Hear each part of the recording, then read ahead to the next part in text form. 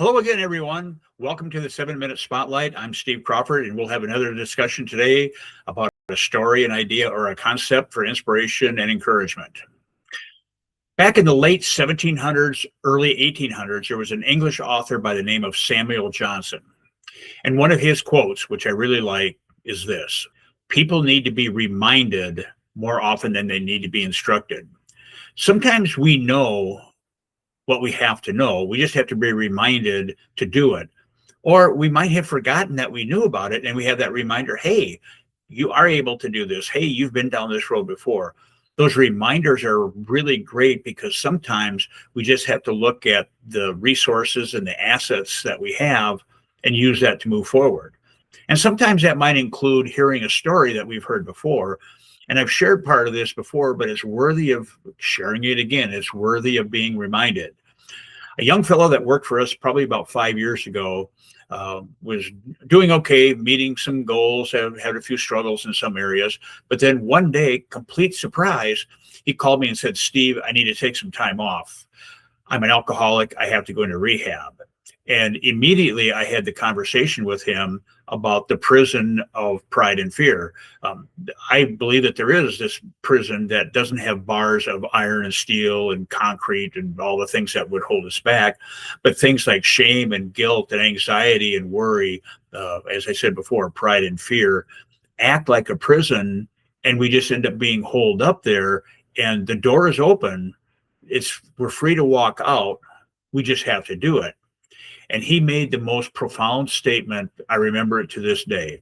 He said, Steve, I know there's freedom on the other side of that door, but it's scary. And on this side of the door, it's dysfunctional, but it's what I know. This young man had grown up with several different types of dysfunction. When I say grown up with, I don't know anything about his childhood or if things happened more when he was a young adult or whatever. That's not the point. The point is that something that's not true was sticking in his mind, holding him back. And instead of stepping into freedom, he had, of course, turned to alcohol.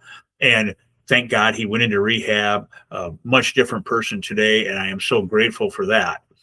But many of us have run into that something was said or some circumstances was experienced earlier in our life. It might have been in childhood. It might have been even later in life as a young adult, older adult, whatever it is.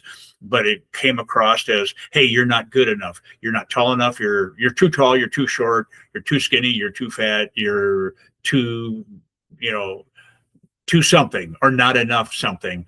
And we listen to that. And then, that is basically someone's opinion. And I am too short. I'm not going to be a basketball player, and I'm too old to do any kind of sports today. So yeah, there's things that are just, common sense, but there's also things that have been said, whether they were intentional or not, that are holding us back.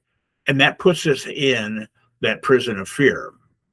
And when those stories are being hashed over and over again in our mind, we're not breaking free to be the person that we can. So we have to release those lies. We have to have our foundation be based on truth. And number one truth is God loves us and we have salvation through Jesus Christ. But other truths that are important for our lives is that we have capabilities, we have worth, we have things that we can accomplish. We just need to step into the freedom and step outside of the dysfunction. A butterfly is the best example. If you go back to science class, it starts out as a caterpillar. The cocoon is spun, and that cocoon, of course, gives us protection, gives the caterpillar protection, and it transforms into a butterfly. And I love that word transform. When we were young, we had our kids had these toys that were called Transformers. It was one thing, and then it turned out being another thing. In Paul's letter to the Romans, he says, be transformed by the renewing of your mind. Well, in the case of a caterpillar, it's not that it's a renewing of its mind, but it changes from being a caterpillar to a butterfly, and it breaks free from the cocoon.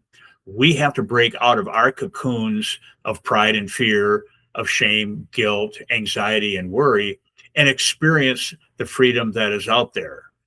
And it takes some practice. It doesn't just happen. You wake up one day and say, hey, I'm going to be more confident, or I'm going to be, more studious, or whatever it might be. The Apostle Paul, again, in his letters to the Philippians, he gave some great examples, 8 things. If you look at Philippians 4, 8, and 9, in 8, he gives us things that we should focus on. He says, dwell on these things. And it's whatever is true, noble, right, pure, lovely, admirable, praiseworthy, and excellent. We should focus on those things. But then he also says in the next verse, these things that you have heard, learned, seen, practiced by him and others, that we should practice those. Again, we don't just wake up and say, hey, I'm going to be more confident, but we have to practice it. If you work at being confident, if you act confident, you'll be confident. If you act enthusiastic, you'll be enthusiastic. And so what is our takeaway today for ourselves?